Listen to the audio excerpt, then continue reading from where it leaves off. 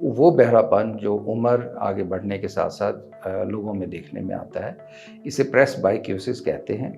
اور اس کی وجہ یہ ہوتی ہے کہ ہمارے کان کا جو اندرونی حصہ ہوتا ہے، کان کے 3 حصے ہوتے ہیں، آؤٹر ایئر، مڈل ایئر اور انر ایئر۔ انر ایئر جہاں پہ ساؤنڈ جا کے نروز کے تھرو پرسیو ہوتی ہے اور پھر ہمارے برین میں جاتی ہے، وہاں پہ کچھ مسائل پیدا ہوتے ہیں، اور وہاں پہ جو ہمارا ہیئرنگ باکس جو پراپر ہوتا ہے، جسے کوکلیا کہتے ہیں، اس میں عمر کے بڑھنے کے ساتھ ساتھ کچھ ایسی ویئر اینڈ ٹیئر ہوتی ہے کہ وہ اپنا کام پہلے کی طرح نہیں برقرار رکھ پاتا۔ اور 2 قسم کے ہیئرنگ لاس ہوتے ہیں، ایک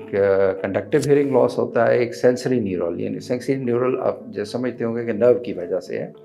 تو جو یہ پریس بائیکیوسس ہے یہ سینسری نیورل ہیئرنگ لاس ہوتا ہے، اور اس میں اس کی نشانی یہ ہوتی ہے کہ اس میں پہلے جو ہائی پچ ساؤنڈز ہوتی ہیں، نیچرل ساؤنڈز ہوتی ہیں، ان کی ہیئرنگ کم ہوتی ہے، پھر آہستہ آہستہ لو پچ ساؤنڈز کی بھی کم ہوتی ہے۔